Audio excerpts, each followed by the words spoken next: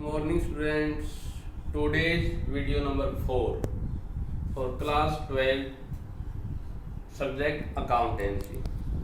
Beta, last video we discussed about journal entry of a goodwill. बेटा जब नया partner firm में goodwill लेके आता है तो उस टाइम पे क्या जर्नल एंट्री होती है. If goodwill already appears in the balance sheet, means goodwill अगर बैलेंस शीट में ऑलरेडी है तो वो 100% राइट ऑफ होगी old partner old son. And new at the time of admission of partner, new partner bring his share of goodwill in two types. If he will bring in cash और not bring in cash. बेटा इसकी हम video last video में हम discuss कर चुके. आज का टॉपिक है बेटा जब वो गुडविल के रुपए लेके आता है लेकिन सारे रुपए कैश में न लेके आके वो डिफरेंट टाइप की में पेमेंट करता है. वो पेमेंट इन काइंड्स, इतने रुपए की मशीन लिया आया उस पर कैश ना हो तो इतने के गुड्स लिया आया, मतलब रुपए तो है नहीं, ये चीज ले लो मैं आपकी पेमेंट कर दूंगा.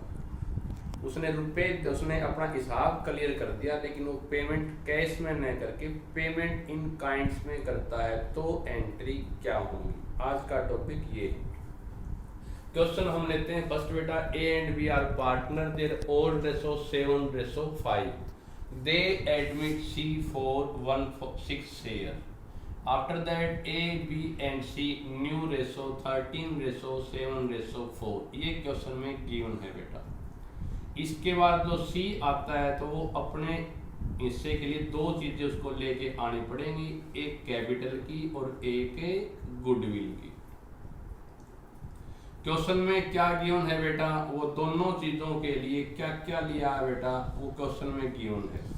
और इस क्वेश्चन में फर्म की गुडविल दिखा रखी है 7,50,000. तो सी पूरा शेयर लेके आएगा या अपना शेयर लेके आएगा बेटा. अपना शेयर उसका 1/6, तो कितने रुपए उसकी गुडविल के बनेंगे बेटा यहाँ पे 125. ये क्लियर पॉइंट. इसमें ये नहीं गिवन था, इसमें ये गिवन था कि वो अपने हिस्से की कैपिटल और गुडविल के लिए ये चीज एसेट ले आया. क्या क्या लेके आया बेटा, स्टॉक ले आया, डेटर्स ले आया, लैंड ले आया, प्लांट एंड मशीनरी लिया. कैश लेके आया यहाँ पे कैश काउंट डेबिट, उस पर कैश था नहीं तो इतने रुपए की प्रॉपर्टी वो ले आया. डेबिट वर्ड्स काउंटिंग, जो दो चीज आए उसका नेम लिख दिया बेटा. स्टॉक हमारी तरफ आए तो स्टॉक काउंट डेबिट, डेटर्स आए तो डेटर्स काउंट डेबिट, लैंड आई तो land account debit, plant and machinery आए तो plant and machinery account debit. Means वो दो चीजों के लिए अपने हिस्से की कैपिटल और गुडविल के लिए टोटल करके कितने रुपए की एसेट लेके आया. मैंने इसका टोटल कर दिया बेटा, वो आया 460. वो दोनों चीजों के लिए 460 अमाउंट लेके आया है. पेमेंट इन काइंड होगी. इसमें कितना हिस्सा कैपिटल का है और कितना हिस्सा गुडविल का ये नहीं पता बेटा, लेकिन हमने पता है कि फर्म की गुडविल थी 750. तो इसमें सी का शेयर था कितना बेटा 1/6. तो सी का शेयर निकाल लेंगे तो उसके हिस्से की गुडविल कितनी आएगी, इसका 1/6 कर दिया तो उसके हिस्से की गुडविल बनेगी 125. टोटल रुपए लेके आता 460 कैपिटल प्लस गुडविल के लिए. गुडविल का अमाउंट पता है तो जो इसका जो डिफरेंस है वो हमारा किसके रुपए लेके आएगा बेटा यहाँ पे कैपिटल के. तो इसमें से मैंने 125 लेस कर दी तो 335 ये हमने कैलकुलेट की है. वो अपने से की इतनी कैपिटल लेके आया और इतनी लेके आया बेटा गुडविल. क्वेश्चन में टोटल गुडविल दे रखी थी, उसमें सी का शेयर निकाल लिया और वो दोनों चीजों के लिए इतने की एसेट ले गया. तो इसमें से गुडविल का अमाउंट लेस कर दिया तो रिमेनिंग अमाउंट वो किस चीज की लेके आया बेटा कैपिटल की. Clear point. अब जब गुडविल के रुपए वो लेके आए हैं तो दूसरी एंट्री, ये एंट्री हमने 100% करनी ही करनी है.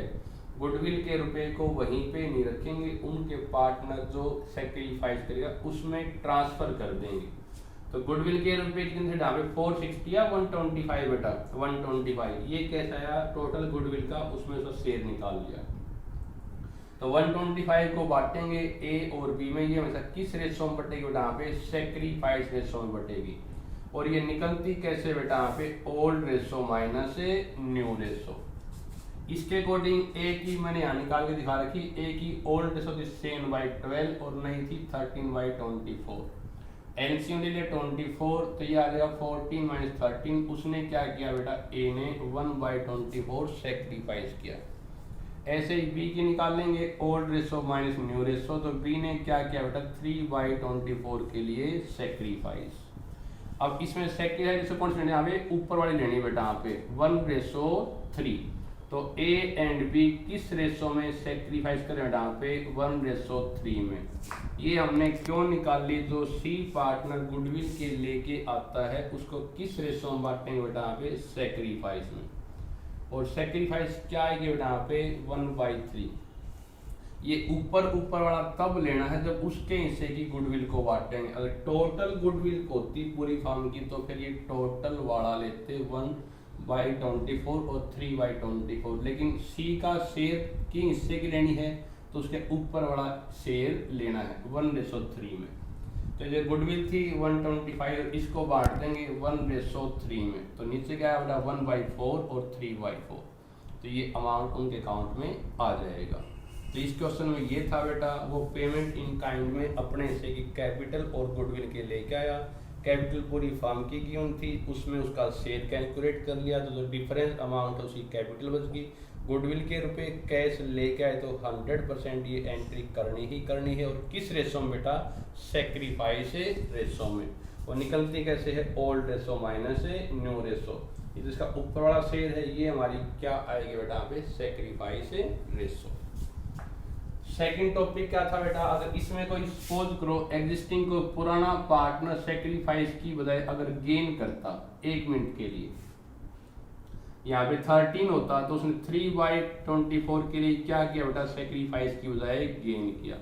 तो गेन करता तो उसका अमाउंट कहाँ करते बेटा, क्रेडिट की बजाय डेबिट करते। ये टॉपिक बेटा, नए पार्टनर के आने के बाद भी उनकी रेशो ऐसी होगी कि कोई पुराना पार्टनर भी पहले के कंपैरेटिवली अधिक शेयर प्रॉफिट का लेता है, तो उसके अकाउंट को हम क्या करेंगे बेटा, क्रेडिट की बजाय डेबिट। व्हेन एग्जिस्टिंग या old partner is also gain his share of profit, then his amount will be debit instead of credit. ये हम सेकंड क्वेश्चन में करेंगे बेटा।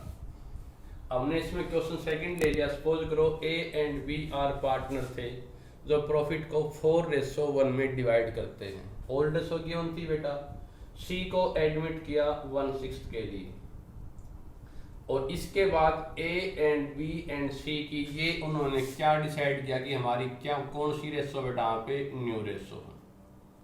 तो सबसे पहले अब ये सी आया है 1/6 के लिए, ये इसमें क्वेश्चन में क्या किया उन्हें कि वो अपने लिए 20,000 रुपये ले आया गुडविल के रुपए लेके आया, तो bank account debit to premium for goodwill, और गुडविल के रुपए कैश लेके आता तो अगली एंट्री हमने 100% करनी ही करनी है।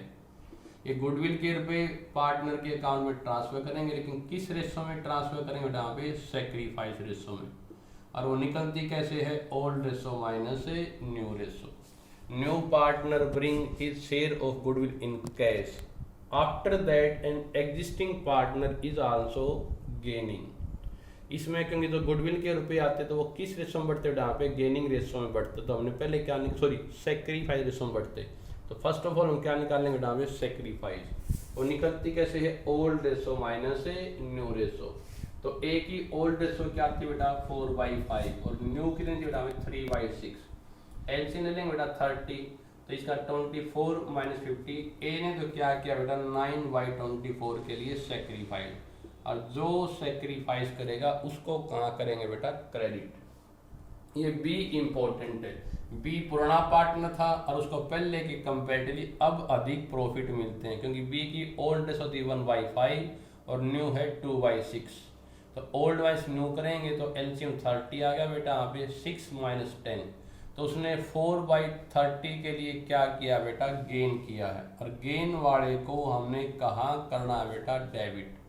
क्वेश्चन यही था, पुराना पार्टनर था और नए पार्टनर के आने के बाद भी उसका प्रॉफिट में शेयर ज़्यादा हो रहा है, वो गेन कर रहा है, तो गेनिंग वाले को कहाँ करेंगे बेटा, हमेशा डेबिट करेंगे। ये पॉइंट नया था इस क्वेश्चन में। क्लियर पॉइंट है हमें। तो उसके हिस्से की गुडविल कितनी होगी ये हम कैलकुलेट करेंगे। तो ये कैसे निकालेंगे बेटा, पहली पॉइंट तीसरा है तो बी गेन कर रहा है तो गेन वाले कहाँ करेंगे बेटा, यहाँ पे डेबिट में करेंगे, क्योंकि गुडविल तो 20,000 थी। अब इसके हिस्से का अमाउंट कितना होगा ये कैसे निकाल लेंगे, ये तो क्लियर है, बी गेन कर रहा है इसलिए उसका अकाउंट क्या करेंगे बेटा डेबिट, लेकिन उसका अमाउंट कितना होगा। अब इसमें हमारे को था कि वहां पे सी गुडविल के रुपए लेके आए 20,000 अपने हिस्से के लिए, जब वो 1/6 के लिए गेन करता था तो उसने 20,000 गुडविल के लेके आने पड़े। तो इस सी के पार्टनर की गुडविल के बेस पे हम उसके हिस्से की गुडविल कैलकुलेट कर लेंगे। कैसे, सी गेन करता था 1/6, जब सी गेन करता है 1/6 then his share of goodwill ₹20,000। जब सी ने 1/6 के लिए गेन किया तो उसके हिस्से की गुडविल कितनी बढ़ती है बेटा यहाँ पे 20,000। जब सी का हिस्सा 1 होता तो क्या होता बेटा यहाँ पे 1/6, ऊपर 6 ला गया बेटा, मतलब कि सी के बेस पे एक क्या होता है बेटा पूरी फर्म की गुडविल निकाल ली, वो हमारी कितनी आ गई बेटा यहाँ पे 26 जा 120, 20 सी का 120। अब यहाँ पे बी क्या कर रहा है बेटा गेन, तो बी गेन करता है 4/30 तो उसकी गुडविल कितनी होगी, हमने सी की गुडविल के बेस पे एक यानी पूरी फर्म की गुडविल निकालनी, उसमें से बी का शेयर निकाल लिया 4/30, तो कितना अमाउंट आया बेटा यहाँ पे 16,000। ये किसके हिस्से गुडविल है बेटा बी की, किसके बेस पे निकाल ली बेटा सी के बेस पे, तो उसके और गेन कर रहा है तो 16,000 कहाँ करेंगे बेटा क्रेडिट की बजाय डेबिट कर देंगे, और डेबिट और क्रेडिट क्या होते हैं हमेशा एक दूसरे के इक्वल। इस क्वेश्चन में पॉइंट क्या था बेटा, कोई एग्जिस्टिंग या पुराना पार्टनर गेन करता तो उसका अमाउंट अकाउंट क्रेडिट की बजाय डेबिट करेंगे, लेकिन उसके हिस्से की गुडविल कैसे कैलकुलेट करेंगे, नए पार्टनर की गुडविल के बेस पे। When new partner gain 1/6 then his share of goodwill is 20,000, if he gain 1 then his share of goodwill is equal to 1/6, तो 120 हो गया बेटा, 1 यानी पूरी फर्म की, तो उसमें बी का शेयर कितना होगा बेटा 4/30 16,000, और 16,000 डेबिट होगा, लेकिन आपको जो गुडविल के रुपए कैश तो नहीं लेके आए, जब कैश ना लेके आए तो वहाँ तो करंट अकाउंट आना चाहिए, लेकिन करंट अकाउंट आता है केवल न्यू पार्टनर के लिए। पुराना पार्टनर है ओल्ड पार्टनर है वो गेन कर रहा है तो इसलिए कर देंगे डेबिट में, लेकिन उसके लिए तो बेटा कैपिटल अकाउंट ही लिखेंगे। तो दो टॉपिक करा दिए, जब न्यू पार्टनर अपने हिस्से के कैपिटल और गुडविल के लिए पेमेंट इन काइंड लेके आता है दोनों के लिए, तो उसमें गुडविल फर्म की गेन थी उसमें उसका शेयर निकाल लिया तो डिफरेंस अमाउंट कैपिटल का बच गया बेटा।